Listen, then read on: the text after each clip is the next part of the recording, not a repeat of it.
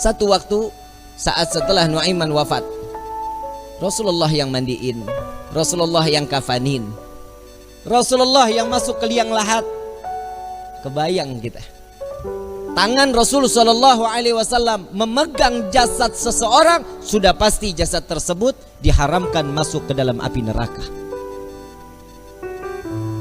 Sedih Nabi Shallallahu Alaihi Wasallam kehilangan sahabat yang selalu membuat gembira Nabi Muhammad Shallallahu Alaihi Wasallam. Setelah dikubur, semua masyarakat pulang. Rasul Shallallahu Alaihi Wasallam mengatakan, wahai sahabat, silahkan kalian pulang. Aku ingin menyaksikan saat Nuaiman ditanyakan oleh para malaikatnya Allah. Aku khawatir Nuaiman tidak dapat menjawab. Ditungguin sama Nabi Muhammad Shallallahu Alaihi Wasallam. Ini mukjizatnya Nabi. Nabi dapat mendengar mungkar nangkir saat dimana dia membicarakan, mempertanyakan kepada ahli kubur. Datang malaikat mungkar nakir. Assalamualaikum ya ahlal jannah. Ya Allah, mudah-mudahan kita semua di alam kubur dapatkan pertanyaan begini nih dari malaikat. Salam kepadamu wahai penghuni surga. La ilaha illallah. Allahumma ja'alna minhum. Amin ya rabbal. Man rabbuka? Allahu rabbi, kata Nuaiman. Wa man nabiyuka? Coba ulang pertanyaannya, kata Nuaiman. Wa man nabiyuka? Tunggu, kayaknya saya salah dengar. Wa man nabiyuka? Jangan kencang-kencang, orangnya masih di atas tuh, katanya.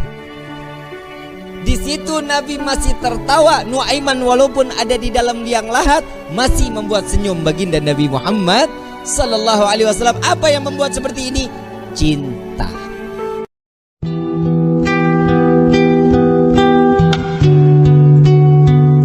Tidak akan sempurna keimanan seseorang jika Allah dan Nabi-Nya harus jauh lebih tinggi di hadapan Allah. Itulah yang dikatakan orang-orang yang beriman. Sayyidina Umar bin Khattab, ada yang kenal Sayyidina Umar?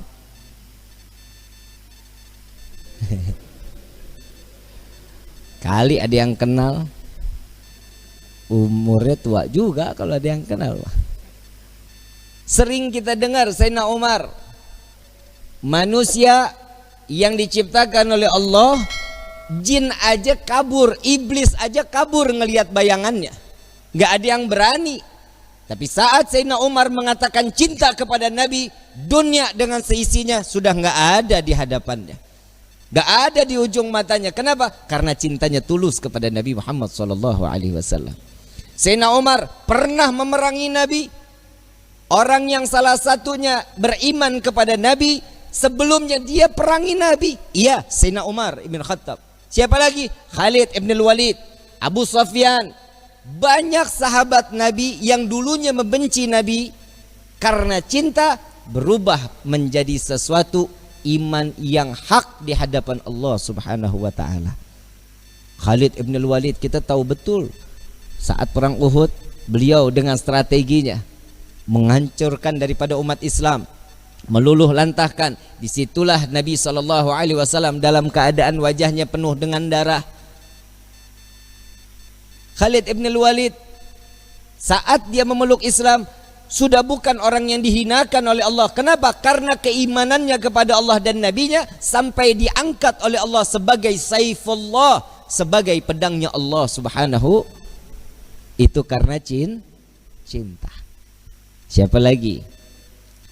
Saya ada satu kisah sahabat Nabi namanya Nuaiman. Udah pernah dengar nama sahabat Nabi Nuaiman? Belum? Ngaji, makanya ngaji. Di pasar nggak ada nama Nuaiman.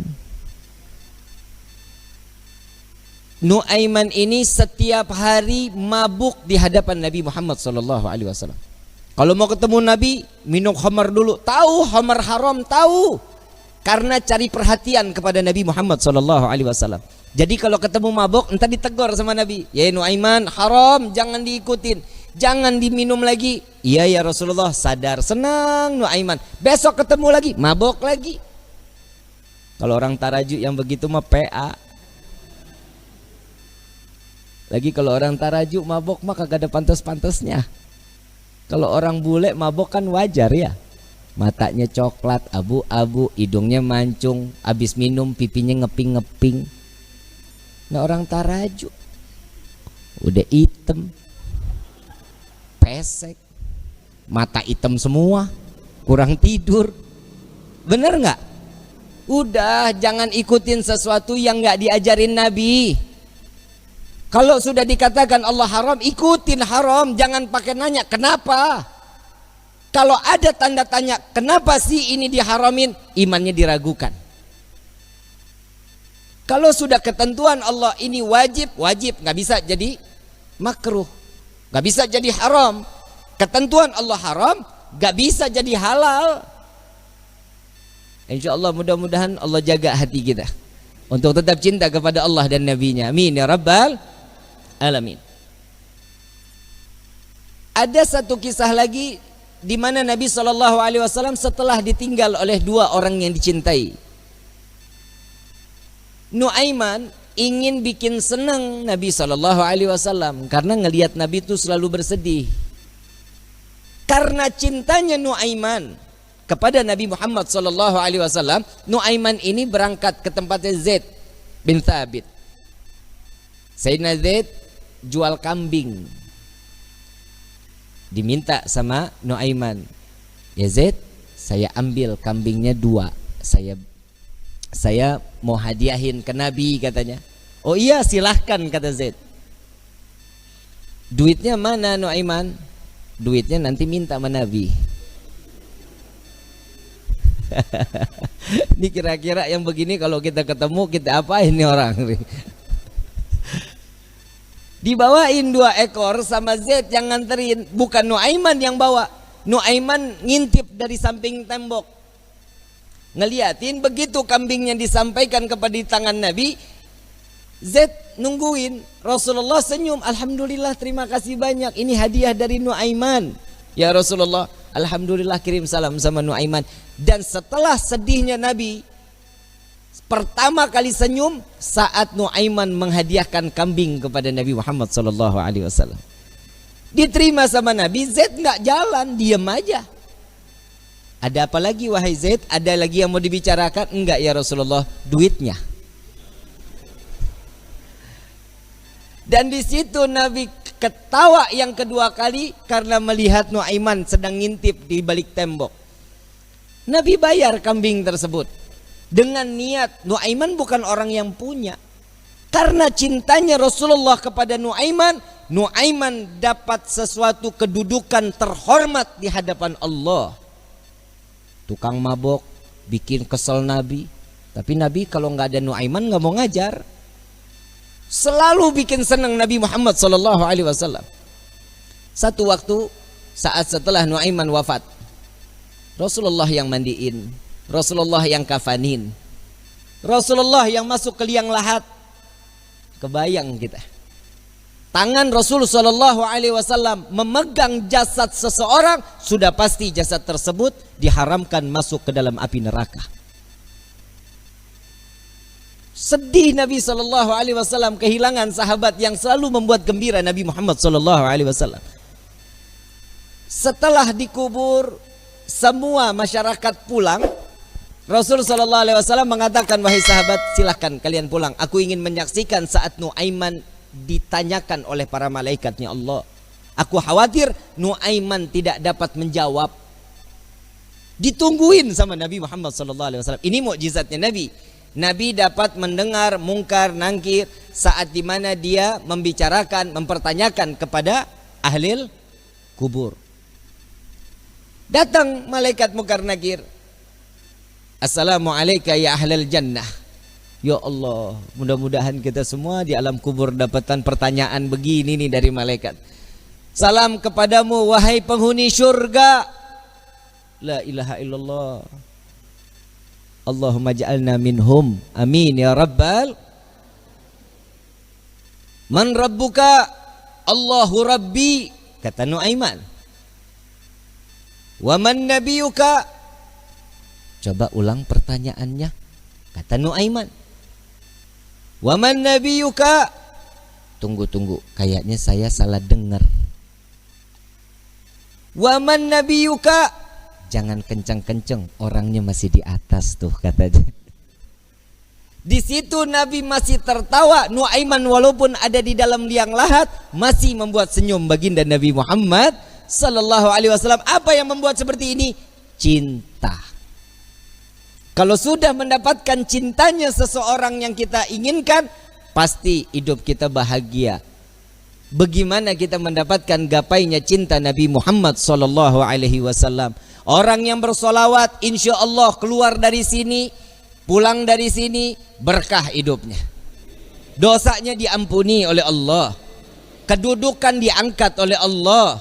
Satu solawat 10 derajat Allah angkat di hadapan Allah. Jadi nggak ada yang rugi. Kalian duduk lama-lama di tempat ini sama-sama bersolawat. Apa sih manfaat solawat? Nabi SAW saat Isra wal Mi'raj sedang di Buraq, Nabi melihat ada satu malaikat, tangannya, jarinya jutaan, tangannya ribuan. Ditanya sama malaikat Jibril, Rasulullah nanya kepada malaikat Jibril, ya Jibril, ini siapa? Ini malaikatnya Allah ya Rasulullah. Apa tugasnya? Tugasnya dia menghitung butiran air hujan dari zaman Nabi Adam sampai akhir zaman. Tidak ada satupun yang luput dari hitungannya. Enggak ada ya Rasulullah. Semua terhitung. Yang netes di laut, yang netes di tanah, yang netes dimanapun, semua terhitung oleh malaikat tersebut. Lalu didatangi oleh Nabi SAW. Wahai malaikat Allah, begitu sempurna Allah ciptakan engkau. Ya Rasulullah, tugasmu begitu mulia menghitung butiran air hujan. Betul ya Rasulullah. Adakah satu yang pernah terlewat dari hitunganmu? Nunduk malaikat ini. Ya Rasulullah, ada yang aku tidak dapat menghitung setiap apa yang telah diberikan oleh Allah. Apa wahai malaikat Allah? Tatkala umatmu bersolawat kepadamu, maka dengan rahmat dan keberkahan yang Allah turunkan ke orang-orang tersebut, aku tidak dapat menghitung dari butiran berapa rahmat dan keberkahan yang datang Allah berikan kepada orang-orang tersebut. Sallu ala Nabi Muhammad. Kalian mau suka, mau nggak suka, mau terima, mau nggak terima, semuanya pasti akan mendapatkan keberkahan dari Allah. Keluarnya kalian dari rumah ke dalam majlis ini, setiap langkahnya akan mendapatkan perhitungan kebaikan di hadapan Allah. Na'udzubillah min dzalik. Seandainya mudah-mudahan Allah kasih kita umur panjang, kita keluar dari tempat ini, Allah ambil nyawa kita, mati dalam keadaan husnul khatimah. Dan beberapa saat yang lalu banyak orang-orang yang dikiranya kita umur panjang, masih muda, sekarang telah meninggal dunia ngelewatin kita. Betul? Karena ada satu wabah COVID-19. Tapi ingat, kematian itu bukan karena corona. Kematian itu sudah maktub yang telah diberikan oleh Allah. Setiap manusia, kullu nafsin dha'iqatul, setiap yang bernyawa pasti akan mati. Apa meninggal yang betul? Mati apa meninggal? Meninggal. Meninggal. Benar meninggal. Inna salati wa nusuki wa mama mati. Nggak ada wa meninggali. Betul? Udah sama aja udah ya. Mau meninggal, mau mati, pokoknya intinya is dead. Paeh. Betul ya? Ujian yang Allah berikan kepada kita berupa corona, inilah dimana Allah akan tingkatkan keimanan seseorang. Imannya tersebut naik atau turun. Nah ini tergantung nih. Ini kan musibah. Ada di perorangan mendapatkan itu berupa ujian atau itu berupa azab. Bib, siapa yang mendapatkan azab? Mereka yang tidak dekat dengan Allah, mereka yang jauh dari Allah, mereka yang tidak beribadah kepada Allah. Ini adalah salah satu contoh azab baru di dunia. Rezeki seret, benar. Kerja di PHK, Betul. Coba lihat orang-orang yang mendapatkan ujian berupa ini ujian dari Allah, ini paling senang. Kenapa? Tatkala dia dekat dengan Allah, orang yang mendapatkan ujian pasti ada kelas di mata Allah. Kalau dia ada kelas di mata Allah, berarti akan ada kenaikan derajat di sisi Allah. Nah, tinggal diri kita nih. Diri kita dapatnya nih berupa ujian atau azab buat diri kita nih. Ini tergantung dari diri kita. Nggak usah dijawab, Bib saya dapat azab, Bib saya dapat ujian. Bukan. Tapi ayo introspeksi diri. Sampai di mana ketaatan kita kepada Allah. Coba sekarang, kayak dari kemarin-kemarin sholat Jumat libur. Betul ya? Tapi di sini nggak libur. Jalan terus. Nggak ada corona. Alhamdulillah, ada orang juga yang nyaut, Bib, giliran saya mau sholat masjid ditutup. Lah, lu dari kemarin kemana aja?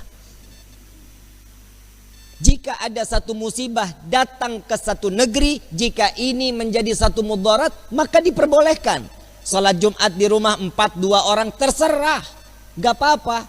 Ini diperbolehkan. Tapi jangan coba-coba. Kalau seandainya ini cuman hanya penipuan atau ini sebuah satu kezaliman, maka yang tanggung itu bukan diri kita.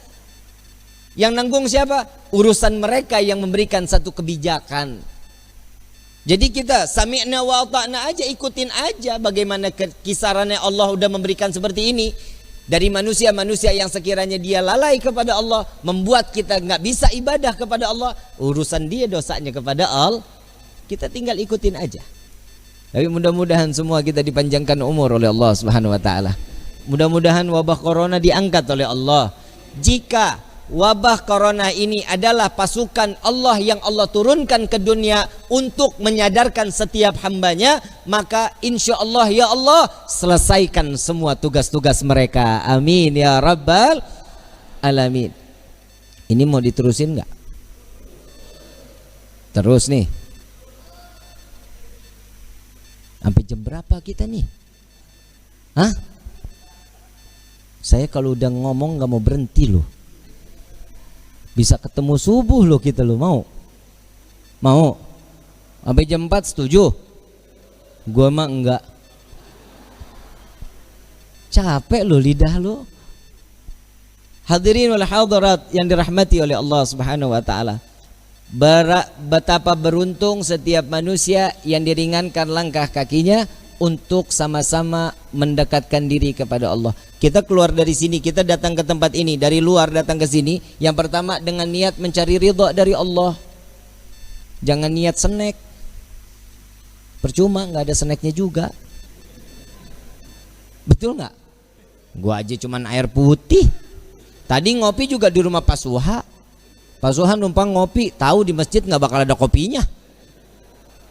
Nah tiap hari kita datang ceramah, kasih air putih dikira gue mujair kali.